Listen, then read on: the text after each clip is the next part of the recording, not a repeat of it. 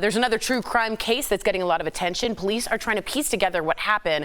This is 25-year-old Carlee Russell. So she vanished last week. I'm going to tell you the story here. After calling 911 and her family about seeing a toddler walking along an Alabama interstate. She was then missing for the next 48 hours until police say she returned home by foot Saturday night. Her boyfriend posted about it on Facebook, saying Carlee was kidnapped and was, quote, fighting for her life for 48 hours. What do we think about this case? What do you think happened to Carlee? Erica, I go to you because I heard a lot of sex trafficking, human trafficking being brought up, and I think that's important to point out. Go ahead. Yeah, Carlee's case, especially this weekend, has been a very important one because it's contributed to a lot of important conversations. Right. We just had a conversation last week about the idea of human trafficking, how these things happen, have become far more advanced. I don't know what happened to Carlee. I am very happy that Carlee has been found. I can't speak to the condition that Carlee has been found in.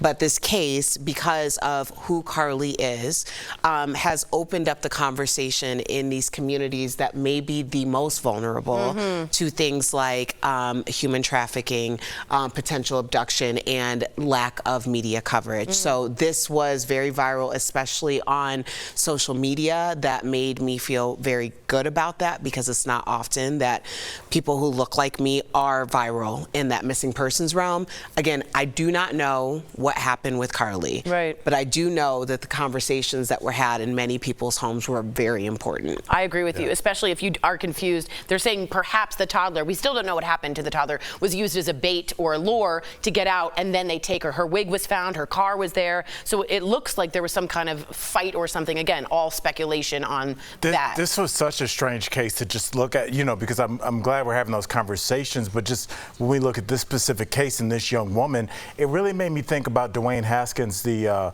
former Ohio State quarterback that lost his life. He was a #1 pick, first-round pick, and he lost his life strangely, tragically. It was a weird story, Jeff. You follow football, so you know he was like found wandering 595 in the middle of the night in Fort Lauderdale, Miami area, and he was hit by a city garbage truck. It was terrible, but at the same time, it was these same kind of vague details about somebody wandering around a highway, and then there's a toddler, but then that toddler's not found. And I wonder, if something's going on in a mental health situation, should that be protected? Should she be protected? Should that be the case? I'm not saying it is. It's 100% speculation. I want to protect her and protect her image, and people go through things. Sometimes we all lose the thread. Should that be protected, or should that be brought to light if it is found that maybe something was going on? Or if it wasn't, where's this toddler? Who did this? Where was she for 48 hours? What state was she in when she came back, walking back home 40 hours later? One of the two. These are just like, it's one of those things where it just opens up so many more questions. Yeah, when there's a vacuum, than it answers. You put in things that you think. Right. Well, I hope we hear from police. I'm glad she is okay.